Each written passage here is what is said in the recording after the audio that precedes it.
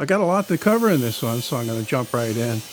Starting with what I'm calling the dog hole strip, and this is made up of blocks that are the same size. And the stock that I'm using is oak, but I added a strip of walnut to the top just to give it that walnut look on the surface. And these have to be cut into an L shape, and I'm doing all of that on a table saw with my mini table saw sled. The first block in the strip is 1 inch wide, and I'm getting that glued up first, and I'll let that dry before I put on the rest. And to put on the rest, I'm spacing them 1.5 inches apart at the top, at the open end.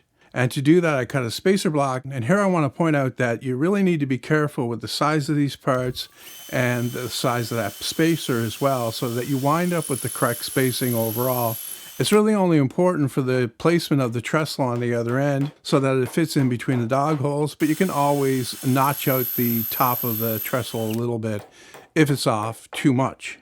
Now, since I don't want any metal, screws, or nails or anything on the top of this workbench, I'm actually nailing these blocks in place with 1/4 inch dowels, and then I can add dowels to the bottom, and that will lock them in place so that they won't move while I'm gluing it up.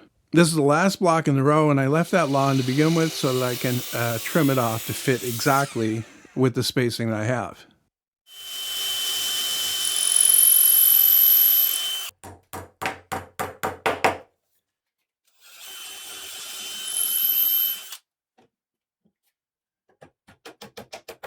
With all the blocks in place, I want to get the other side in place as well. And once again, I'm going to use dowels, not as many this time though, to keep the parts in line. And then I can take it all apart again and get some glue on there and actually glue it up. This video is part 3 of a series that I'm making, and I'm posting that on Patreon and Locals. If you're interested in watching the first 2 and the next ones that are coming up, there are links in the description where you can go and sign up. And you'll get access to this build series along with the other build series that I've made before this. And at the end of the series, the plans will be available for this workbench, and that'll be included with your membership. I'm going to get a lot of clamps on here and then set it aside and let it dry completely before I do anything else with it. And while that's drying, I can start laying out and cutting the dovetails in the parts that need them. And I'm going to stop here and say that you really don't need these dovetails. If you want to put these joints together like a normal butt joint with screws and glue, that's fine. There's not a lot of stress on these joints, so it really doesn't need strong joinery. I'm more or less doing it because I think it looks neat. The first one is just a straight tenon that will go into the end cap, and I'm doing that just to get warmed up, to get a little bit of practice before I dive into the dovetails. And then speaking of the dovetails, I chose to use double dovetails on 3 locations where the end caps meet the edges. And once again, that's almost entirely for looks. If you want to use something else, a single dovetail or even box joints, that's fine. Everything works.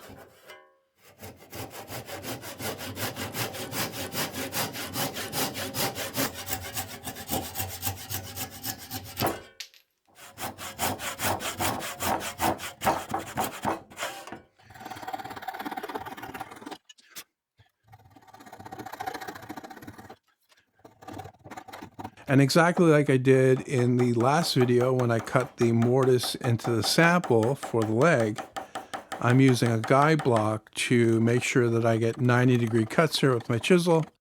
And of course, if you have more experience doing this, feel free to do it freehand, but I like the assurance of knowing that it's going in at 90 degrees. And I have to clamp the stock down anyway, so clamping the block in there with it really doesn't take any extra time.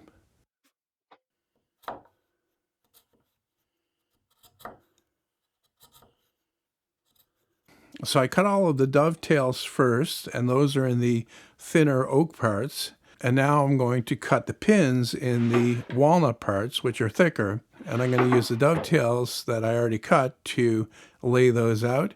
And here's where you can mess up big time. You want to label these joints to make sure that they match, and also to get them correctly oriented on the board that you're cutting it into. The last thing you want is to have the dovetails cut in the ends of a piece and they're opposite. So you have to scrap the entire piece.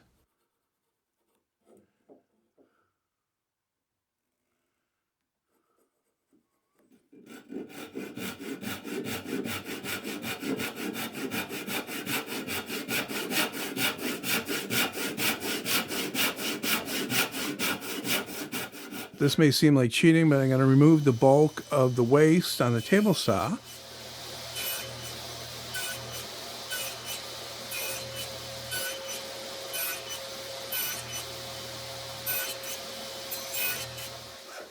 And then it wouldn't be a hand tool project for me unless I break out the hacksaw. So here it is.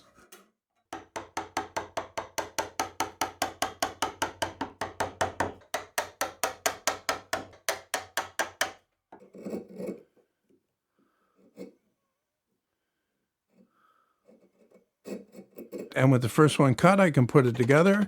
And this is a good fit, especially for someone that doesn't do this all the time.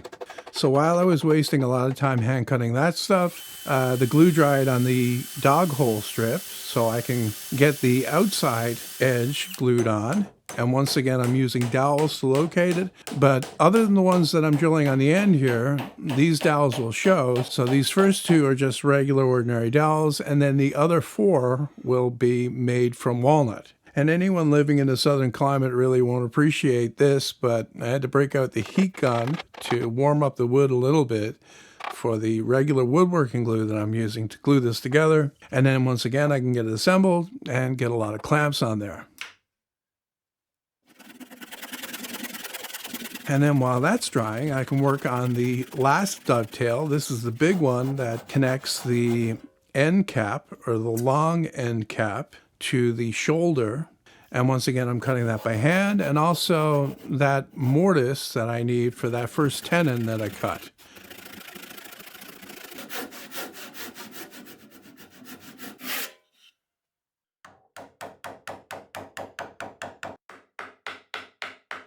The next thing I need to work on is the wagon vise, and that goes through the end cap, so I need to drill a 1-inch hole and also route out a recess for the washer. This is optional. I chose to do it because I think it looks more refined, but you don't have to do this. It works exactly the same if you don't. The lead screw for the wagon vise is 1-inch threaded rod, cut to 9 inches long, and it needs a nut fastened near the middle.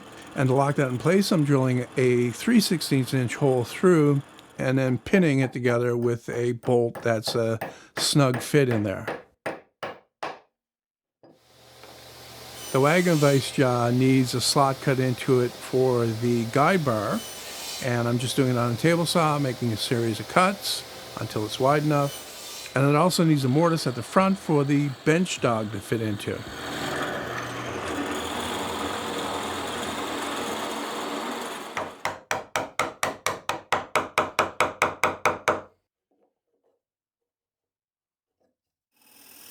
What I'm doing here is I'm drilling a 1-inch hole into the end for the lead screw, and this has to be deep, so I'm using a spade bit for that.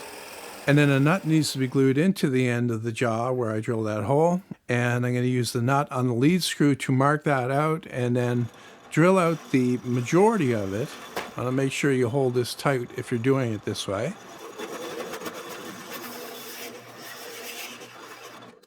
And then to remove the rest, you can do that by hand, of course, with a chisel, or you can do it the more efficient way with a router and a straight cutting bit. Just very carefully route around until the nut fits in there nicely. It doesn't have to be tight. You don't want to pound this in. You want it to just drop in because you're going to be filling up the gap with epoxy. And here in my cold shop, I've once again got to get out the heat gun and warm up that nut a little bit so that it's not icy. And that'll help the epoxy to flow down in around it.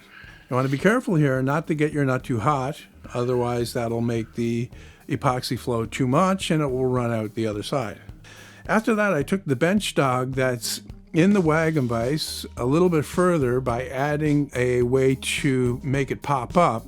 And the reason I did this is that the underside of the wagon vise is not accessible all the way across. It's directly over the trestle on that end, and you can't just reach down and push the dog up.